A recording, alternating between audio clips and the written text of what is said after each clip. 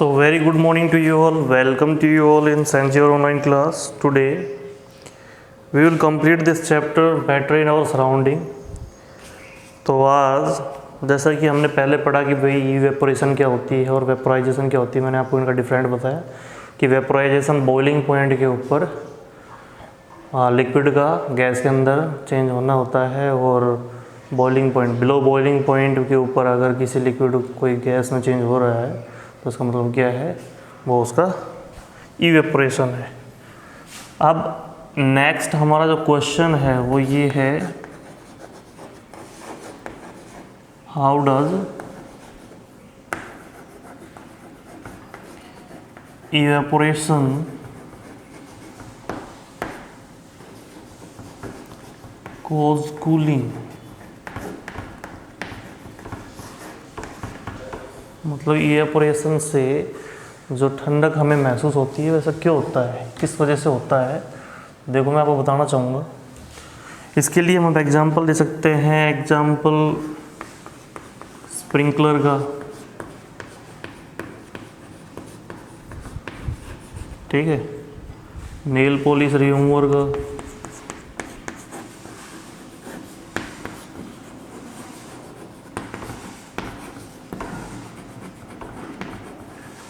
Nail polish remover का example ले सकते हैं हम, ठीक है। साथ में ओपन वेसल इन सराउंडिंग,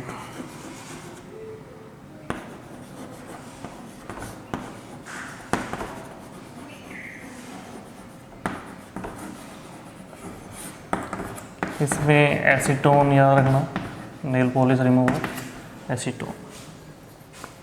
तो जैसे मैं आपको एग्जांपल बताना चाहूँगा कि स्प्रिंकलर से क्या होता है। जैसे अपन फव्वारे लगाते हैं खेतों में या अपने घर के आसपास, ठीक है, तो उससे होता क्या है, जो पानी की ड्रॉप्स है वो जाके ज़मीन पे गिरेंगी तो ज़मीन का टेम्परेचर क्या होता है, ज़्यादा होता है और ज़मीन क्या करेगी, अपने टेम्परेचर को रिलीज़ करेगी, ठीक है।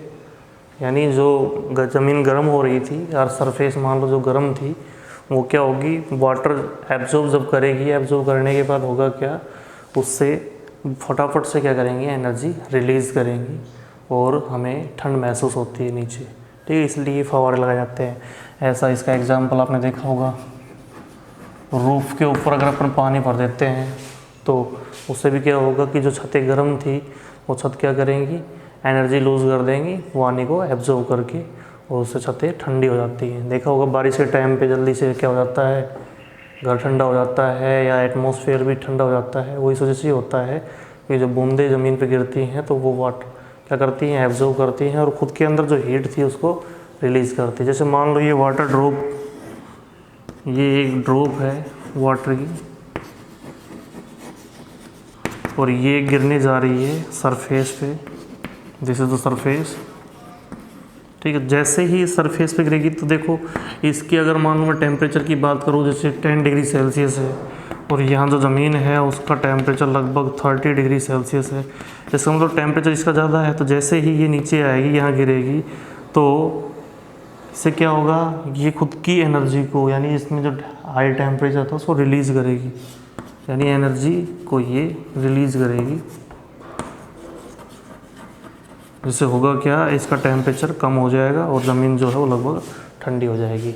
ऐसा ही देखा होगा आपने नेल पॉलिश रिमूवर, जब हम ये लगाते हैं एसीटोन हाथ के ऊपर जो नेल पॉलिश को उतारने का काम करता है, तो उससे होगा क्या, हमारी जो स्किन की सरफेस है, हमारा टेम्परेचर आपको पता होगा 37 डिग्री सेल्सियस होता है और 98.8 के समथिंग फ़ारेनहाइट के अंदर होता है। तो उसमें होता क्या है, हमारे जो बॉडी है उसके जो अंदर के पार्टिकल्स हैं वो क्या करेंगे, एब्जॉर्ब करेंगे और ख़ुद की जो एनर्जी है, जैसे क्योंकि उनका 37 डिग्री सेल्सियस टेम्परेचर है, तो उसको रिलीज़ करेंगे, एनर्जी को रिलीज़ करते हैं और रिलीज़ करते ही वो क्या होंगे, ठंडे होंगे।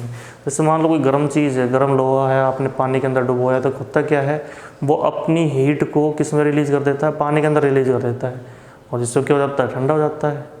वरना हम उसको पानी के अंदर क्यों डुबो रहे हैं, तो यही कारण है जिससे वो एनर्जी को अपने को रिलीज़ कर दे, ठीक है, इसी वजह से ऐसा होता है। फिर आपने देखा होगा इवेपोरेशन ओपन वेसल के अंदर भी होती रहती है सराउंडिंग में। जैसे मान लो आपने कोई ओपन वेसल ले लिया, इस तरीके से मान लो आपने कोई वेसल ले रखा है, उसमें पानी भरा हुआ है, this is open vessel from outside, मान लो ये ऊपर से खुला हुआ है। हुआ क्या कि सनलाइट जब इसके ऊपर गिरेगी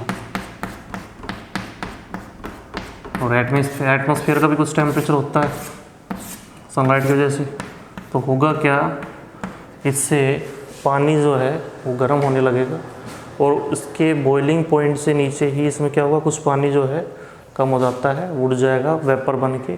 तो इस तरीके से भी क्या हो जाता है, वेपराइजेशन होता है। ठीक है, अब इसके बाद एक क्वेश्चन उठता है जो इसी के ऊपर बेस्ड है। ठीक है, वो क्वेश्चन है why should we wear cotton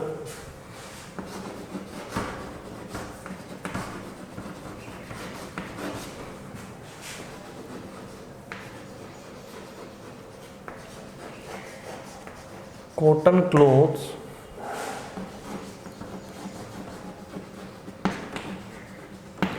in summer। ये हमारे लिए क्वेश्चन आ गया, why should we wear cotton clothes in summer. क्या रीज़न है इसका कि भाई हम कॉटन क्लॉथ्स पहनते हैं। ठीक है, तो इसके बारे में हम बात करेंगे, ऐसा क्या होता है उस टाइम पे। तो देखो, इवेपोरेशन हमारी बॉडी के ऊपर भी होता है, जैसे जो स्वेट आउट होता है हमारी बॉडी पे, वो इवेपोरेशन की वजह से ही हो रहा है, क्योंकि हमारी बॉडी क्या करेगी, जैसे मान लो मैं फिंगर्स बना रहा हूँ कुछ, ये हाथ है, ठीक है, this is a human hand है। क्या इस पे देखो, यहाँ वाटर ड्रॉप्स आ जाती है कुछ स्वेट आउट की फॉर्म में, दिस इज स्वेट, पसीना है, ठीक है। अब ये आपको पता है कि नीचे बॉडी का टेम्परेचर गर्म है, वाटर ड्रॉप्स का कम होगा, तो ये वाटर ड्रॉप इससे क्या ले लेगी, बॉडी से हीट लेगी और उससे क्या होगी, ये वेपर में बदल के रिलीज हो जाएगी। It will change into vapour and release in atmosphere.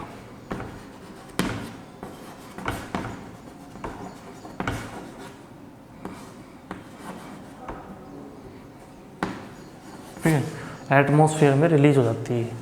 पर देखो, मान लो हमने कॉटन क्लोथ्स पहन लिया है, मान लो हम कॉटन क्लोथ्स पहन के बैठे हैं, तो क्लोथ्स क्या करेगा, कॉटन क्या करती है, मतलब गुड एब्जॉर्बर है, cotton is a good absorber, मतलब ये अच्छे से सोखता है। ठीक है, तो करेगा कि जैसे ये वाटर ड्रॉप है, इसके ऊपर आपने कॉटन क्लोथ्स रख रखा है, तो कॉटन इसको फटाफट से एब्जॉर्ब करेगा और एब्जॉर्ब करते ही क्या होगा, ये जो छोटा सा ड्रॉप था ये धीरे धीरे फैलने लग जाएगा। ठीक है, और आपको पता है कि सरफेस एरिया जितना बढ़ेगा उतने ही फटाफट इवेपोरेशन होगा, इवेपोरेशन बढ़ेगा।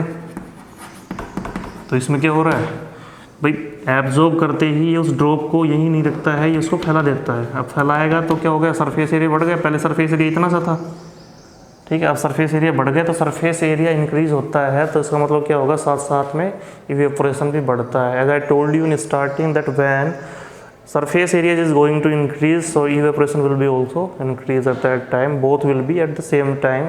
So we had taken the example of hanky also. In our pocket we have hanky, when we are just going to dip it in the water, so at that time when we are just pouring it, and after pouring we are wringing it. So if we are just going to dry the clothes in this way, this is our hanky and I am going to dry it like this way, so you know very well surface area is small, भाई surface area छोटा हो गया, इसका मतलब क्या है, ये जल्दी नहीं सूखेगा। लेकिन अगर इसी हैंकी को, इस रुमाल को अगर मैं ऐसे खोल के डुबो के पानी के अंदर इस तरीके से सुखाऊंगा, तो होगा क्या, सरफेस एरिया बढ़ गया। तो जितना ज़्यादा सरफेस एरिया होगा इवेपोरेशन उतना ही फास्ट होगा, जितना इसको मैं फोल्ड करके रखूँगा उतना ही सरफेस एरिया कम हो जाएगा, और कम हो जाएगा तो ये सूखेगा नहीं। तो ये कारण है इसका जल्दी सूखने का। ऐसा ही कॉटन में हो रहा है, फिर कॉटन क्या करेगा, फटाफट से अपने जो पसीने होते हैं स्वेट उसको सोखता है, और सोखने के बाद क्या करेगा, उसको पूरे कपड़े पे फैलाएगा, और फैलाएगा तो वो जल्दी से क्या होगा, इवेपोरेट होके वहाँ से उड़ जाएगा, इससे मतलब कपड़ा भी जल्दी सूख जाएगा। ठीक है, यानी पसीने को फटाफट एब्जॉर्ब करेगा और बाहर रिलीज़ करेगा, तो इससे हमें परेशानी नहीं होती, यानी जो हमारा कपड़ा है वो भीगा हुआ नहीं रहता है लेट टाइमिंग तक। इससे ये फ़ायदा होता है, इसलिए हमें कॉटन क्लॉथ्स पहननी चाहिए समर में, यही कारण था इसका। ठीक है, अब बात करते हैं अपन नेक्स्ट क्वेश्चन की।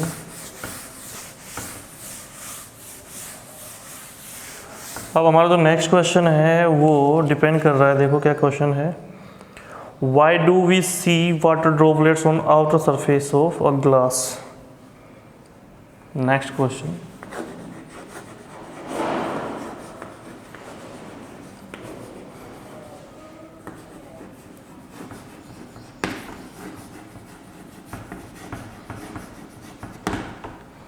Water droplets on the surface of the glass.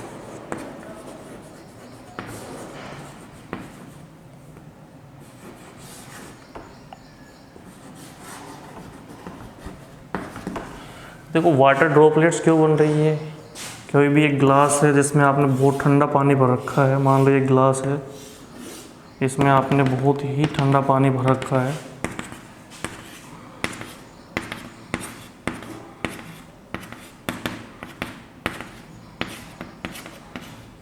ये बहुत ही ठंडा पानी है यहाँ जो भरा हुआ है इसके अंदर, दिस इज कूल वाटर।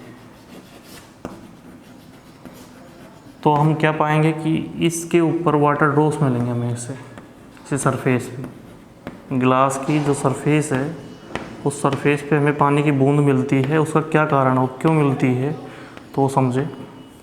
मैं आपको पता है कि बाहर की साइड में क्या है, एयर है, ठीक है, air the mixture of many gases, और इस एयर के अंदर क्या होता है, वाटर ड्रॉपलेट्स भी होती है, इसमें वाटर भी है, मान लो water molecules, not droplet, but वो वाटर किस फॉर्म में है, वो वेपर फॉर्म में है।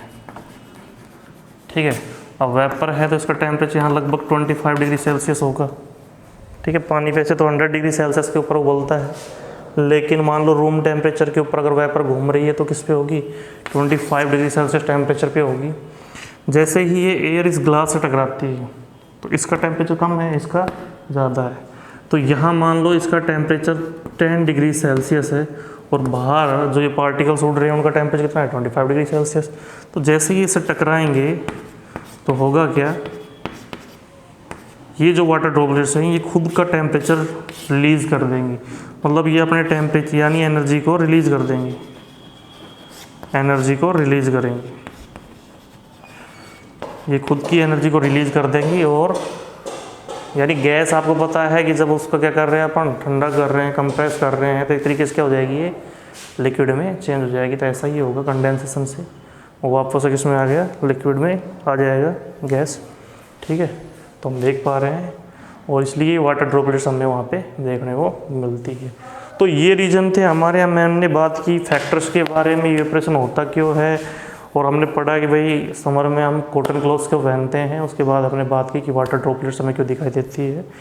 तो ये सारे रीजन जो है हम कवर कर चुके हैं। ये चैप्टर जो है हमारा पूरा हो चुका है इसके साथ, आप देख पा रहे होंगे। ठीक है, आप इसके जो क्वेश्चंस आंसर है तो उसमें मैं आपको एक छोटा सा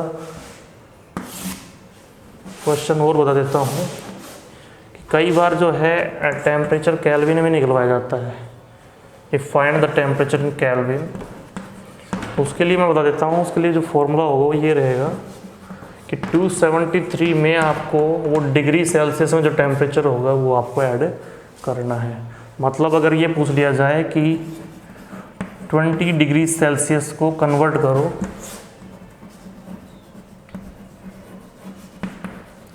इनटू केल्विन, केल्विन टेम्परेचर में बताओ कितना होगा। ठीक है, तो आपको क्या करना है, ये जो 20 है वो इस जगह पर रख देना है।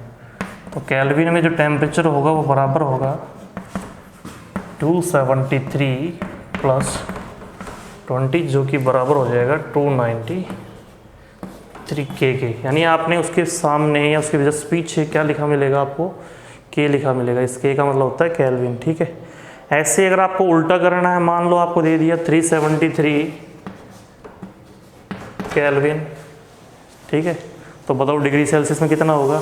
तो आपको जैसे इस फॉर्मूले के अकॉर्डिंग यहाँ तो क्या केल्विन रख दिया, बराबर में 273 और प्लस में डिग्री सेल्सियस। तो डिग्री सेल्सियस की वैल्यू मैं यहाँ भेजूँगा, पर डिग्री सेल्सियस मेरे को निकालना है तो इसको मैं इधर भेज देता हूँ। तो 273 जो है वो लेस हो जाएगा 373 में से, और बच जाएगा कितना 100 डिग्री सेल्सियस। तो यानी डिग्री सेल्सियस में जो टेम्परेचर होगा वो कितना होगा 100 डिग्री सेल्सियस। इस तरीके से हम आसानी से डिग्री सेल्सियस को कन्वर्ट कर सकते हैं, और बहुत से इसके अन्य क्वेश्चंस भी हैं जो आपको सोल्व करने हैं। ठीक है, यह चैप्टर हमारा आज की इस वीडियो के साथ कंप्लीट होता है। अगर कोई प्रॉब्लम है तो कमेंट करके ज़रूर बताएं। Thank you very much.